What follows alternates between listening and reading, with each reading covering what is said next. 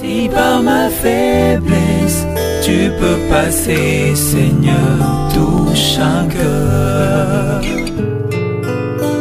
Alors que tout le monde voyait en Goliath l'apparence, David, c'était un intime, lui voyait au-delà des apparences. La Bible dit ceci dans le psaume 91. C'est lui qui demeure sous l'abri du Très-Haut, repose à l'ombre du Tout-Puissant. C'est lui qui demeure dans les hauteurs avec Dieu, expérimente la puissance de Dieu. C'est lui qui vit les El Lion, le Dieu élevé, vivra les El Shaddai, la puissance de Dieu ou le Dieu Tout-Puissant. El Shaddai veut dire le Dieu Tout-Puissant, mais Shaddai vient du mot Shad. Shad veut dire mamelle. Or, toute femme qui se respecte ne peut pas sortir ses mamelles en public. Shalom, peuple de Dieu. Nous vous saluons dans le nom précieux de notre Seigneur Jésus-Christ. Moi, c'est la sœur Esther Gladys, Ilomélombe de la Parole du Salut, Gombe. Je suis en formation, deuxième licence de théologie à la faculté théologique des Assemblées des Dieux. Et nous allons partager ensemble ce matin sur un sujet, un thème, une pensée, selon 1 Samuel chapitre 17.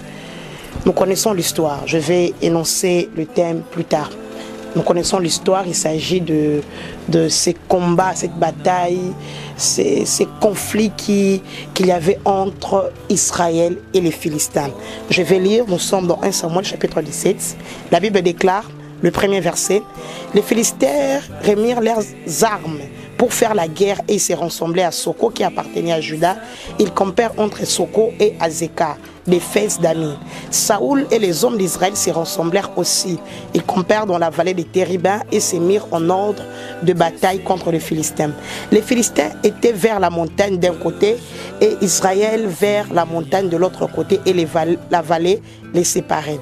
Un homme sortait alors du camp de Philistins et s'avançait entre les deux armées. Il s'est nommé Goliath. Il était les Gads. Il avait une taille de 6 coudées et un éphant. Et sur sa tête était un casque de rein. Il portait une cuisse. Il portait une cuirasse à écailles de poids de 5000 cycles de rein. Je saute, il y a beaucoup d'histoires. Je vais juste prendre le verset 10. La Bible déclare, les Philistins dit encore, je jette en ces jours un défi à l'armée d'Israël. Donnez-moi un homme et nous nous battrons ensemble. Alors voici la pensée que je vais partager avec nous, où cette série d'enseignements, c'est les faiblesses de Goliath. Quand nous lisons le livre de 1 Samuel chapitre 17, nous voyons l'auteur de 1 Samuel en train de peindre Goliath. Et il prend tout son temps pour nous montrer la grandeur, la force, les armures, l'expérience de Goliath. Et vous savez, la Bible utilise aussi la typologie pour nous révéler les réalités spirituelles. Jésus d'ailleurs lui-même, parlant du parabole, il dit le royaume des cieux est semblable à un homme. Le royaume n'est pas un homme, mais il est semblable. Il prend une image pour nous révéler des vérités spirituelles. L'apôtre Paul lui-même parlant dans ses épîtres, nous voyons, il parle de l'athlète, il parle de soldats romains, il parle de la carrière. Il utilise des vécus, des réalités quotidiennes de ce que nous connaissons pour nous expliquer des réalités spirituelles que nous ne maîtrisons pas. Il explique des choses que nous savons, que nous vivons, notre vécu, notre quotidien, pour nous expliquer des vérités spirituelles. Et dans le livre de 1 Samuel, Goliath est l'image de cet homme qui lance un défi à Israël, à l'armée de Dieu. Goliath, c'est cet homme qui s'élève pour défier Israël. Il dit, donnez-moi un homme. Il jette un sort. Il dit, donnez-moi un homme. Défi, c'est celui qui vient Goliath, c'est celui qui vient traumatiser le peuple. C'est celui qui vient, pendant 40 jours, opprimer le peuple, oppresser le peuple. Et la Bible nous montre que l'auteur des épîtres de 1 Samuel prend son temps pour nous décrire Goliath. Alors ma question est celle-ci. Est-ce que l'auteur des épîtres du livre de 1 Samuel, excusez-moi, son intention c'est de nous montrer la grandeur de notre ennemi? Son intention c'est de nous montrer la force, l'expérience de notre ennemi? Son intention c'est de nous montrer l'expérience de la personne qui veut nous nuire, qui veut nous détruire? C'est quoi son intention? Pourquoi est-ce qu'il prend son temps pour décrire Goliath? Pourquoi est-ce qu'il prend son temps pour nous révéler la force, l'expérience des Goliaths. Et c'est là que j'ai dit les faiblesses des Goliaths. Frères et sœurs, vous savez, la bonne nouvelle que j'ai pour nous, c'est que Goliath ne contient pas que des points forts. Que Goliath n'est pas que robuste. Goliath n'a pas que des expériences. Mais Goliath a aussi des points faibles. Mais qui est en réalité la stratégie de Dieu pour ta victoire. Je suis venu dire à quelqu'un ce matin que peu importe ton problème, peu importe les difficultés, peu importe la montagne qui est au devant de toi, peu importe les problèmes qui s'élèvent au devant de toi, tu dois savoir une chose, que en ça, Dieu a prévu, malgré sa force, malgré ses expériences, qu'il puisse avoir aussi de faiblesses. Mais en réalité, quelle est la stratégie de Dieu pour ta victoire? Parce que Dieu, dans sa sagesse, dans sa souveraineté, il ne permettra pas que Goliath puisse avoir la force partout. Vous savez, Bartimée n'avait pas les yeux pour voir, mais Bartimée avait une bouche pour parler.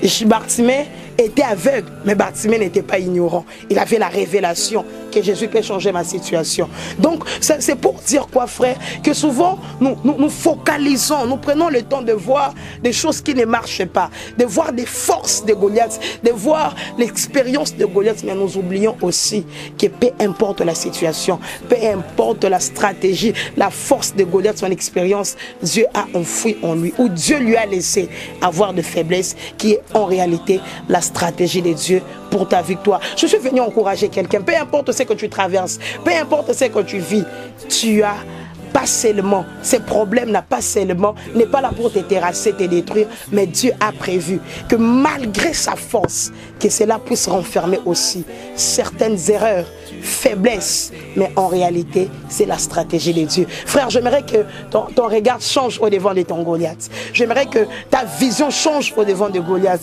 Quand tout le monde voit Goliath comme un homme fort, puissant, toi, tu peux voir autre chose en Goliath. Alors voici la première chose que j'aimerais que nous puissions partager. La Bible dit ceci, que quand Goliath s'est avancé, il a lancé un défi. Il y a un jeune homme appelé David qui est venu. Il vient au front de bataille et son père lui envoie amener la nourriture à ses frères et il arrive, il voit Goliath en train de lancer le défi. David se pose la question, mais quel est cet incirconcis qui lance les défis en Israël? La première chose que j'aimerais que tu puisses retenir de Goliath, c'est que Goliath est un incirconcis. C'est-à-dire, peu importe sa force, peu importe sa taille, peu importe sa grandeur, peu importe son expérience, il est un incirconcis. Ça veut dire qu'il n'est pas dans l'alliance. Vous savez, frères et sœurs, en Israël, on est en train de circoncire les enfants à 8 jours. Donc en réalité, Goliath, même s'il paraît grand devant tout le monde, même s'il paraît être un homme expérimenté, accoutumé au combat, au devant de quelqu'un qui est en alliance avec Dieu, au devant de quelqu'un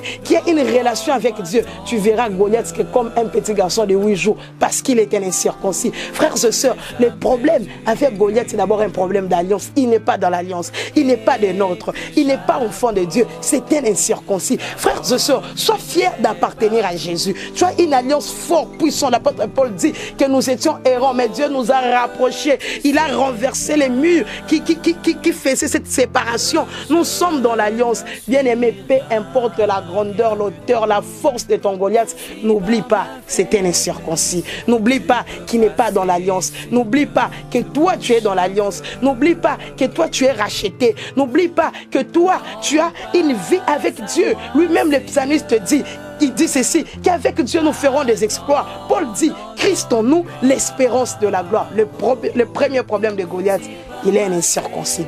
Frères et sœurs, le deuxième problème, la Bible dit ceci, que quand David vient dans le champ de bataille, il dit que c'est un incirconcis. Frères et sœurs, avant d'aller loin pour parler de deuxième point, j'aimerais un peu rester pendant quelques secondes pour nous expliquer qu'est-ce qui s'est passé. Alors que Saoul, le roi, qui avait l'onction, Eliab, Shammah, Adinabat et tous les autres guerriers pouvaient voir Goliath un homme fort, pouvaient voir Goliath un homme puissant, pouvaient voir Goliath un homme redoutable. Mais David, lui, il a vu Goliath un incirconcis. Vous savez, nous pouvons tous regarder la même chose, mais voir des choses différentes. Le problème, c'est qu'est-ce que nous voyons en regardant. Les grands, les forts ont vu Goliath un obstacle. Mais David a vu Goliath un incirconcis. Donc le problème, c'est la vision. Qu'est-ce que tu vois dans ce que tu regardes. Vous savez, on dit souvent que quand on regarde, il y a un perroquet, un noir voit la viande. Un homme voit la viande. Et un autre, lui, il voit un avion. Il dit, ah non, je peux faire quelque chose qui va me permettre de voler. Et quelqu'un d'autre peut voir juste la décoration. Il dit, non, il sera chez moi pour parler. Et tous, ils ont regardé ces perroquets. Mais les trois n'ont pas vu la même chose. Donc le problème, ce n'est pas qu'est-ce que nous regardons, mais qu'est-ce que nous voyons dans ce que nous regardons. Tout le monde, en voyant Goliath, ah, c'est un homme puissant, on ne peut pas. Il jette un défi. Quelqu'un même a dit, est-ce que vous voyez son hauteur? Vous voyez sa force? Vous voyez son expérience? Mais David, quand il vient, il avait une autre vision. David appelle Goliath un incirconcis. Mais David, comment tu peux appeler Goliath un incirconcis? Goliath est habillé. Est-ce que toi tu as vu, tu as fouillé en Goliath? Tu t'es rendu compte qu'il est un incirconcis? C'est quoi le secret de David? Qu'est-ce qui fait en sorte que David puisse avoir une autre vision? Une autre manière de voir? Parce que vous savez, quelqu'un qui a la vision, même ses réactions sont différentes. Alors que Saoul s'est caché, ses frères fouillaient et les autres guerriers, David quand il vient, il dit que personne ne se décourage. Bien aimé, c'est lui qui a la vision, a une assurance. C'est lui qui a la vision. Même là où les aînés fouillent, même là où Saoul dit non, non, je ne peux pas aller. Mais David, parce qu'il avait une autre vision, il dit que personne ne se décourage. J'aime ces moments quand les bergers David peuvent fortifier et encourager le roi Saoul. J'aime ces moments où les petits David peuvent venir fortifier les guerriers. D'ailleurs, on dit de David, tu es un petit. Mais comment un petit peut fortifier les grands? C'est parce qu'il avait une autre vision. Goliath est un problème. D'abord, quand tu le vois comme un guerrier. Mais si tu es un homme de vision comme David, quand tu viens, tout le monde voit, oui, cette situation, cette maladie de ma famille, non, cette pauvreté, cette sécheresse, ces voies économiques, cette souffrance. Mais un homme et une femme de vision, quand il vient, il dit que personne ne se décourage. J'ai une autre vision. J'ai une autre manière de voir les choses. Vous savez, ça m'a toujours étonné quand je vois les enfants d'Israël dans leur marche dans les déserts voulant tout le temps rentrer en Égypte. Alors que Moïse n'a jamais fait cette plainte-là.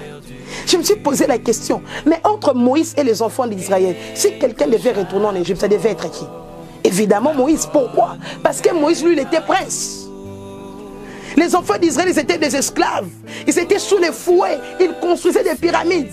Mais comment est-ce que vous qui étiez dans la souffrance, vous voulez retourner en Égypte, tandis que Moïse qui était prince, il a dit non, je n'y retourne pas. La différence, c'est que Moïse avait une vision au buisson ardent. Il avait une révélation.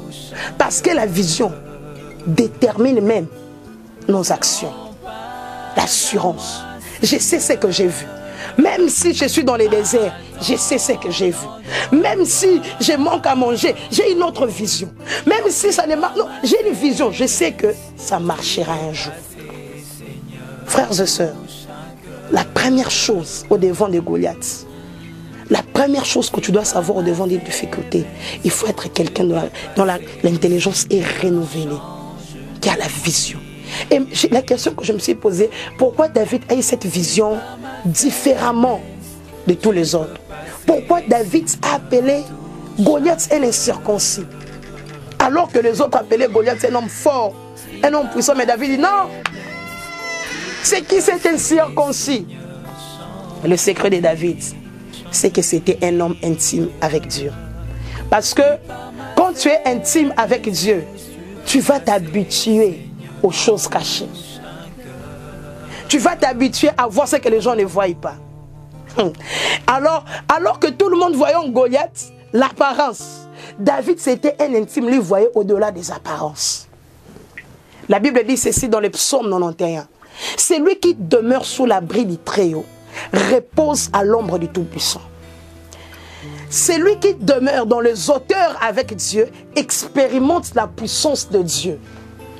C'est lui qui vit les El Lion, le Dieu élevé, vivra les El Shaddai, la puissance de Dieu ou le Dieu tout-puissant.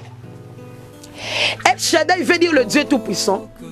Mais Shaddai vient du mot Shad. Shad veut dire mamelle. Or, toute femme qui se respecte ne peut pas sortir ses mamelles en public. Quand un bébé pleure, on l'amène en privé, il va l'allaiter. Et donc David, le psalmiste, le psaume 91 dit ceci: c'est lui qui cherche les auteurs avec Dieu vivra les chats de Dieu. Ça veut dire qu'il vivra l'exposition de certaines parties de Dieu qui ne peut pas exposer en public. Et David, c'était cet homme qui cherchait les auteurs avec Dieu.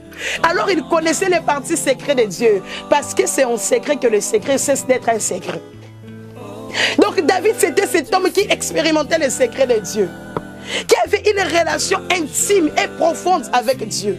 C'est comme ça que quand tout le monde voyait Goliath, un homme fort, robuste, lui, puisqu'il connaissait le secret de Dieu, il dit c'était l'incirconcis.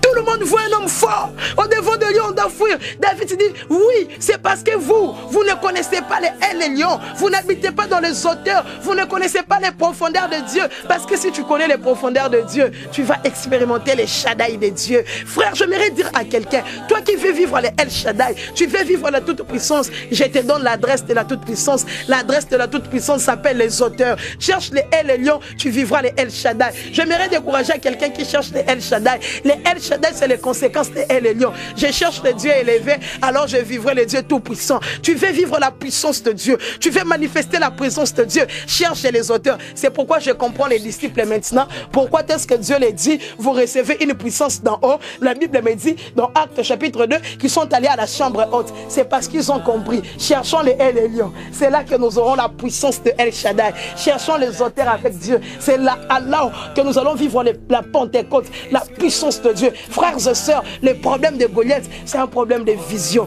Goliath, tout le monde peut le voir un homme fort, robuste, mais quelqu'un qui vit dans les El Lions avec Dieu, quelqu'un qui demeure avec Dieu, quelqu'un qui habite dans les auteurs avec Dieu, quelqu'un qui cherche Dieu dans la profondeur, quelqu'un qui vit avec Dieu. Là où tout le monde va fuir, lui ne fuira pas. Là où tout le monde sera traumatisé, lui ne sera pas traumatisé. Là où tout le monde va se décourager, lui viendra les encourager. Tenez bon. Frères et sœurs, vous savez quoi? La bonne nouvelle, c'est que je t'exhorte, mon frère, c'est de chercher les auteurs avec Dieu. Parce que si tu cherches les auteurs avec Dieu, la chose qui va faire fuir les gens ne va pas te faire fuir. La chose qui détruit les gens ne va pas te détruire. La chose qui terrorise les gens ne va pas te terroriser. La chose qui décourage les gens ne va pas te décourager. Oui, ce professeur est compliqué. Non, il ne sait pas que moi j'ai des mères dans les El Lions. Oh, c'est dans ce travail on vire tout le monde. Non, moi j'ai un secret, les El Lions. Oh, ici les gens ne se marient pas. Ça c'est vous. Moi j'ai un secret, les El Lions. Oh, ici les gens ne partent pas de l'avant. Ça c'est vous. Moi j'ai un secret, les El Lions. Oh, ici les gens ne prospèrent pas. Ça c'est vous. Moi j'ai un secret, les El Lions. Frères et sœurs, cherchez les auteurs avec Dieu, tu vivras la toute puissance de Dieu. Cherche les profondeurs avec Dieu, tu auras une autre vision, une autre approbation, un autre discours. Alors que les autres vont fuir, les autres seront traumatisés, toi tu viendras. Que personne ne se décourage. Oh, ma prière, le vœu de mon cœur, toi qui me suis, que tu sois ce David pour encourager tous ceux qui se découragent, pour fortifier tous ceux qui sont abattus. Là où Saoul fouille, là où Eliab fouille, Shama et les autres, toi quand tu viens. Et ce qui m'étonne, c'est que David, quand il vient, il avait ce qu'est la sage vestiaire, il portait les habits des animaux, hein, il avait une apparence qui... Mais ce que vous ne savez pas, le problème ce n'est pas mon apparence, le problème c'est d'où je viens. Le problème ce n'est pas ce que je suis. Le problème c'est qui est en moi. Paul dit, Christ en nous, l'espérance de la gloire. Parce que dans son palais, tout s'écrit. Alors frère, je suis venu te donner un secret. Goliath, ne cherche même pas 8 chemins. Cherche les auteurs avec Dieu. La Bible dit ceci, 1 Samuel chapitre 16. Dieu dit à Samuel, jusqu'à quand cesseras-tu de pleurer sur Saoul? Je l'ai rejeté. Va dans la maison de Jessé ou d'Isaïe, car là, j'ai vu celui que j'ai choisi pour roi. Samuel arrive. Je sais où Isaïe sort ses enfants. Il voit Eliab, il dit, certainement loin de l'Éternel est ici. Dieu dit non. L'homme regarde à l'apparence, mais Dieu regarde à ses pliants. Parce qu'il a vu en Eliab un homme fort, robuste. On en parlera prochainement une autre erreur de Goliath. C'est de confondre David c'est un autre point. Mais reste-toi un peu là. La Bible dit, Dieu dit non, je ne regarde pas ça. Et Samuel dit, est-ce que c'est tes fils, il n'y a pas d'autres? Il dit non, il y a un petit là, dans la brousse. Samuel dit, on ne passera pas à table. Et David vient. Alors, remarquez que la Bible dit ceci, que Samuel, Jessé, Isaïe, ils avaient purifié le fils de David, le fils d'Isaïe pour passer à table. Et la personne qui vient n'a pas respecté ces rites-là, de la purification. Parce qu'en Israël, vous savez, les gens se purifiaient, même dans les noces de Cana. La Bible dit qu'il y avait des vases destinés à la purification. Il fallait se laver et se nettoyer parce que c'était un terre désertique. Il y avait du sable. Quand vous vous promenez, vous arrivez à la maison, vous ramenez du sable. Et pour entrer dans une maison, il fallait se laver, se nettoyer. C'est que les musulmans appellent l'ablution ou quelque chose du genre. Se laver les mains, le pied. Et lui, le petit là, il vient. Il n'a même pas respecté tout ça. Et Dieu lui dit, c'est lui. Bien aimé, écoutez, l'onction doit être précédée de l'identification. Il dit, c'est lui. Oins-le. Avant de te oindre, on doit d'abord t'identifier.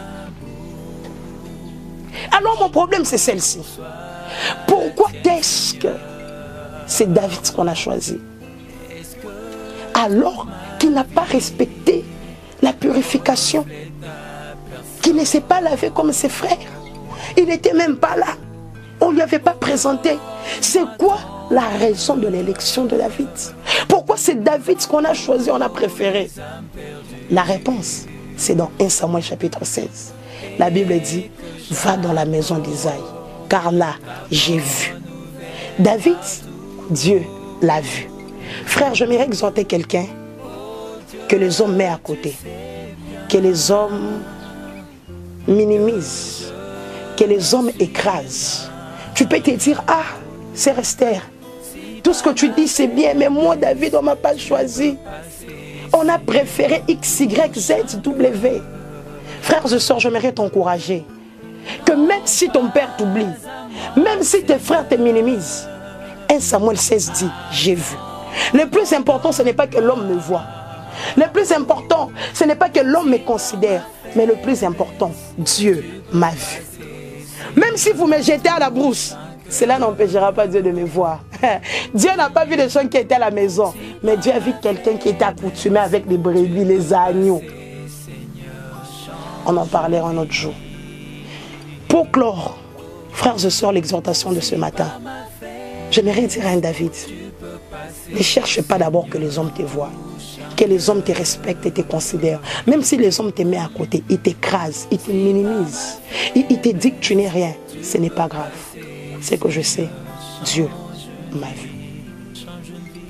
L'œil de l'Éternel. C'est pourquoi Agar, quand l'ange de l'Éternel lui apparaît, il lui dit, le Dieu qui t'a vu, le Dieu qui voit. Oh frère, même si mon responsable ne me connaît pas, Dieu me connaît. Même si mon pasteur ne me connaît pas, Dieu me connaît. Même si le président de la République ne me connaît pas, Dieu me connaît. Mieux encore, il m'a vu. J'aimerais clore en disant ceci. La première chose que j'aimerais que tu puisses retenir, c'est que Goliath, c'est d'abord question de vision. Mais cette vision vient de ton intimité avec Dieu. Et ton élection, pourquoi tu es là? Dieu m'a vu. Dieu m'a choisi. David n'a jamais couru derrière Samuel. Et d'ailleurs, pour que les autres passent à table, il fallait que David soit là. Dieu va le faire des jeûnes forcés aussi longtemps que tu n'es pas là.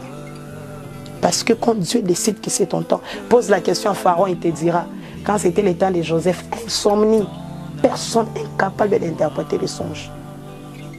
Bien-aimés, soyons bénis. Ma prière pour toi, j'aimerais prier pour toi. Seigneur, je te prie pour toute personne qui me suit.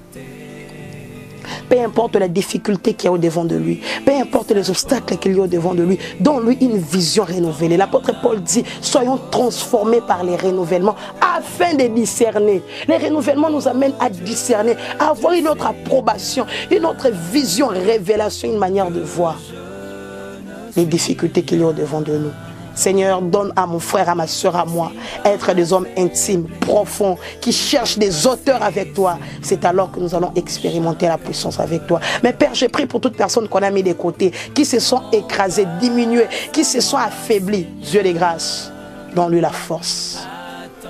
Seigneur, donne-lui la foi, l'espérance de savoir que l'œil de l'Éternel m'a vu. Parce que le problème, ce n'est pas l'apparence des diables. Le problème, c'est qui Dieu a vu.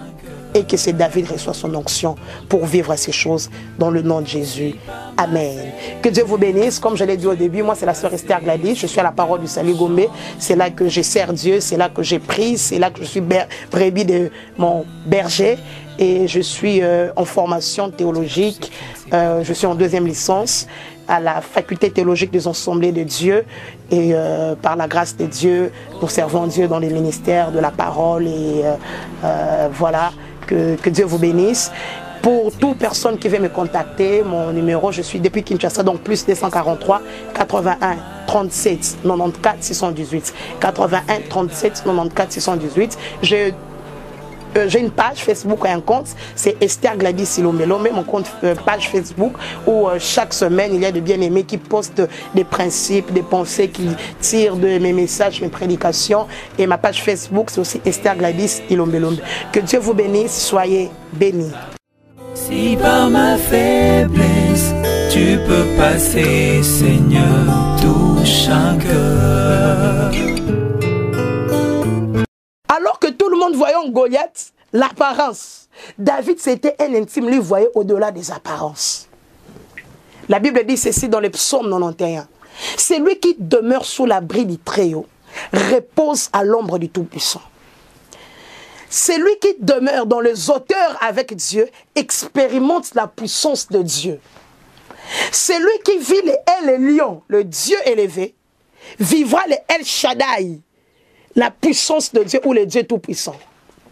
El Shaddai veut dire le Dieu Tout-Puissant, mais Shaddai vient du mot Shad. Shad veut dire mamelle. Or, toute femme qui se respecte ne peut pas sortir ses mamelles en public.